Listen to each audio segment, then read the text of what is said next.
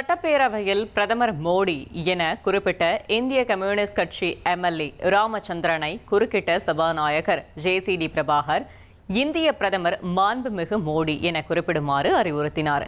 இதையடுத்து ராமச்சந்திரன் சபாநாயகர் கூறியபடி பிரதமரை மரியாதையுடன் குறிப்பிட்டார். மகாத்மா காந்தி தேசிய ஊரக வேலைவாய்ப்பு சட்டத்தில் அவருக்கான பணிக்கான பாதுகாப்பு இருந்தது. 100 நாட்கள் கட்டாயம் வழங்க வேண்டும். எந்த பணிகளை செய்வது என்பதை உள்ளாட்சி அமைப்புகளை தீர்மானிக்கக்கூடிய அதிகாரம் இருந்தது. ஆனால் இன்றைக்கு மோடியால் கொண்டு வந்திருக்கின்ற சட்டத்தில் அதாவது எந்த விதமான பாதுகாப்பும் அந்த மக்களுக்கு இல்லை. இன்னைக்கு 100 நாட்களுக்கு உத்தரவாதம் இல்லை.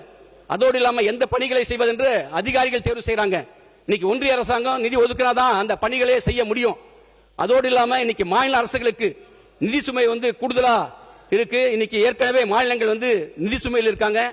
நம்முடைய பங்களிப்பாக இன்னைக்கு மாநில அரசுகள் 40% வழங்க வேண்டியிருக்கு.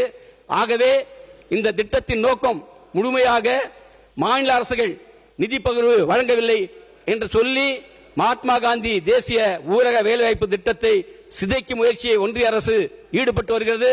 இன்றைக்கு பிஜேபி ஆட்சி செய்கின்ற ராஜஸ்தான், மகாராஷ்டிரா போன்ற மாநிலங்கள் கூட இந்த திட்டத்தை நடைமுறைப்படுத்தவில்லை. ஆகவே நம்முடைய அரசு இதை குறித்து சிந்திக்க வேண்டும் என்று இந்த நேரத்தில் கேட்டுக்கொண்டு இறுதியாக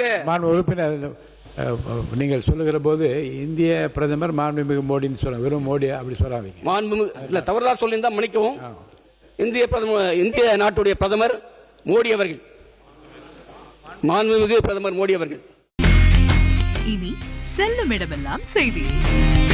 தந்தி டிவியின் வாட்ஸ்அப் சேனலை ஃபாலோ பண்ணினா செல்ல இருக்கும் இடமெல்லாம் செய்தி. இதோ QR கோட் இப்பவே ஸ்கேன் பண்ணுங்க, ஃபாலோ பண்ணுங்க.